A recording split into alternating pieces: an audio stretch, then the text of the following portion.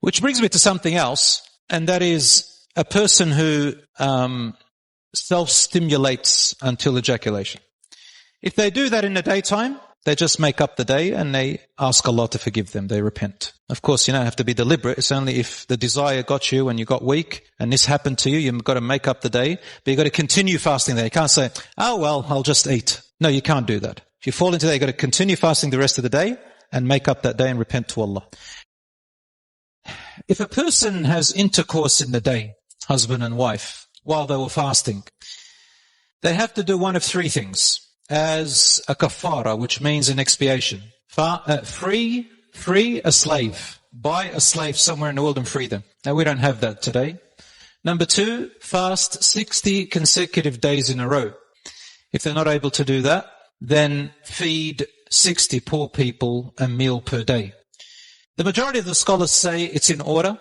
The Maliki school of thought, and they have very strong evidence, they said it's an option to choose between any one of them. So you can do either one, inshallah. But please don't fall into that problem. That's a major sin. That's why I say to people when they call me, can we do our marriage in Ramadan? I say, you crazy? They want to get married a day before Ramadan. Like, some people, they say, I just don't want to fall into haram. That's a noble thing. No worries, but just be careful, right? But if there's no issue, leave it till after Ramadan, ya akhi.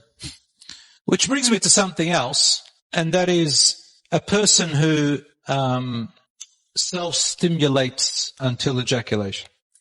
If they do that in the daytime, they just make up the day and they ask Allah to forgive them. They repent. Of course, you don't have to be deliberate. It's only if the desire got you and you got weak and this happened to you, you've got to make up the day. But you've got to continue fasting there. You can't say, oh, well, I'll just eat. No, you can't do that. If you fall into that, you've got to continue fasting the rest of the day and make up that day and repent to Allah. Now, I'm going to quickly go through the ones that don't break your fast, which people think they do, and I have researched them very carefully. And if somebody goes with a different view, you're welcome to do that.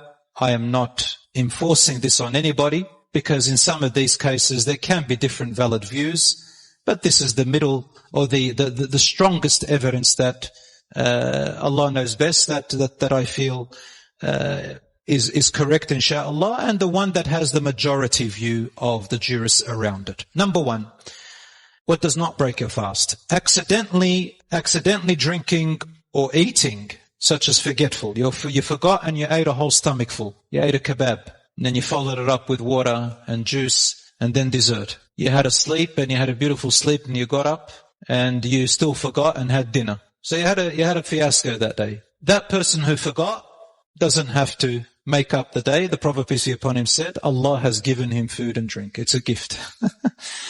And everybody is making dua now to be that person. Number 2, brushing your teeth. Theoretically, it does not break your fast. Practically, it depends. You need to ensure that no toothpaste passes into your throat. So if you can brush your teeth carefully in the daytime and not let the toothpaste go through your throat, then you're fine. And if you're going to use like the mixed residue, like when you brush, the toothpaste mixes with your saliva, that does not break your fast because it's so minute and it does not affect your fasting. This is similar to the miswak. The Prophet ﷺ used to use the miswak, and we know that miswak, the root of the tree, also has residue. Number 3, and anyway, the safest thing to do is to brush your teeth before Fajr. Make sure you also clean your tongue out, because when you pray next to me, I'm going to move the other side. And brush after the iftar, inshallah. Especially if you've eaten toom ujej, garlic and chicken, Lebanese. Lirda alaykum, please, Lebanese. Onion, garlic, jej is a combustion ingredient, boof, in the prayer. It's terrible. I've been to so many iftars and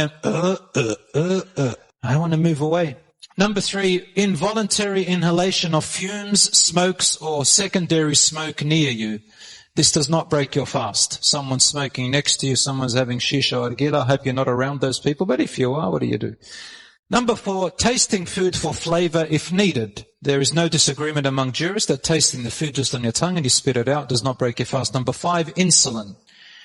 It moves sugar from blood into our cells for energy. This does not break your fast. Number 6, asthma inhaler, the puffer.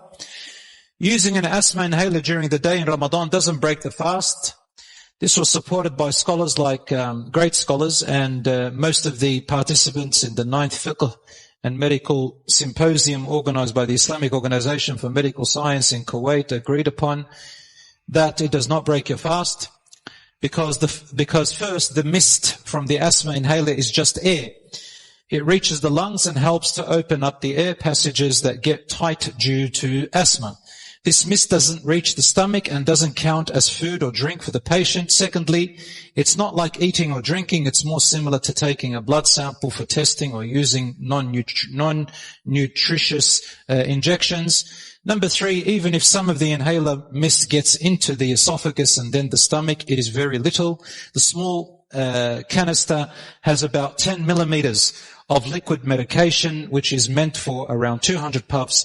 Each puff only uses up a tenth of a milliliter, which is really a tiny amount. Fourth, it's compared to the use of the miswak, the toothpaste, toothstick. So in short, using an asthma inhaler while fasting is considered okay by many scholars. Some people will say that means cigarettes are okay.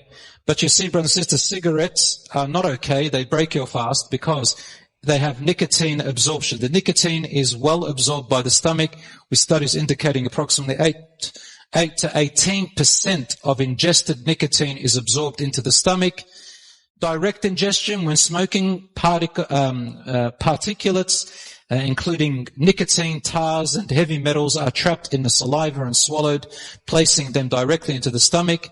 Number 6, suppositories. Suppositories, medication, not nourishment. It does not enter the throat, into the stomach, therefore they do not break your fast. And finally, kissing and hugging your spouse. I think a lot of you are going to say Alhamdulillah secretly. Kissing and hugging your spouse in itself in the daytime does not break your fast. However, if you fear that you will not be able to contain or control yourself from intercourse or, well, how can I say it? Major release, you know? So then don't. That's why one man said, Ya Rasulullah, can I kiss my wife? He said yes. Another man said, can I kiss my wife? He said no. The man that said yes, he was an old man. Yeah, the last time probably in this situation, probably the dinosaur age. So he thought nothing's going to really happen.